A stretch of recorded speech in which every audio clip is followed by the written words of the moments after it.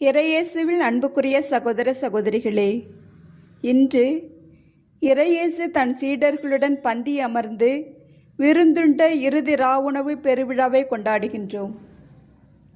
இதை என் நினைவாக செய்யுங்கள்.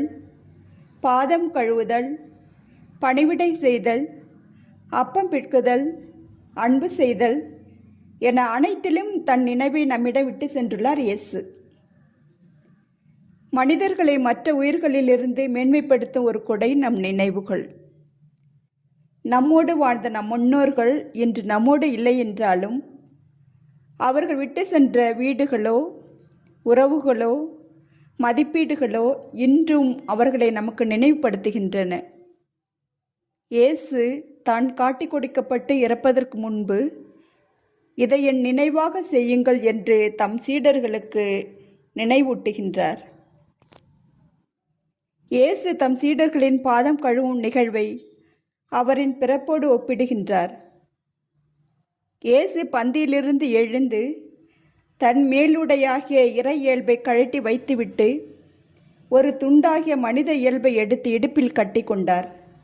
பின்னர் ஒரு பாத்திரத்தில் தண்ணீராக்கிய அவரது இரத்தத்தை எடுத்து நம்முடைய பாதங்களில் பாவங்களை கழுவி இடுப்பில் கட்டியிருந்த துண்டாகிய மனித இயல்பால் துடைக்க தொடங்கினார். அவருடைய காலடிகளை கழுவிய பின் இயேசு தம்மேலுடையாகிய இறை இயல்பை அணிந்து கொண்டு மீட்பின் பந்தியில் தன் வானக தந்தையிடம் அமர்ந்தார். யூத மரபில் பாதம் கழுவுதலுக்கு 3 அர்த்தங்கள் இருந்தன.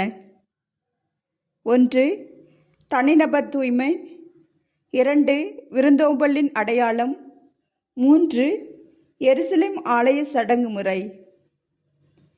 இயேசு தன் வழியாக ஒரு புதிய சீடத்துவத்தை தம் சீடர்களுக்கு கற்பிக்கின்றார். பாதம் கழுவுவதையும் அப்பம் பிட்குதலையும் ஒன்றாக ஆக்குகின்றார்.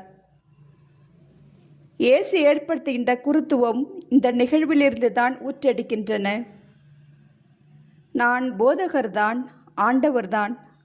ஆகவே ஆண்டவரும் போதகருமான நான் உங்கள் காலடிகளை கழுவினேன் என்றால் நீங்களும் ஒருவர் மற்றவருடைய காலடிகளை கழுவ கடமைப்பட்டிருக்கிறீர்கள்.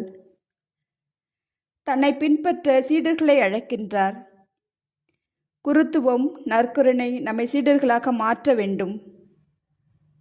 தன்னையே முழுவதும் மற்றவர்களுக்காக உடைத்த இயேசுவை போல் நாமும் உடைப்படுவோம், உரு கொடுப்போம், உயிர் கொடுப்போம்.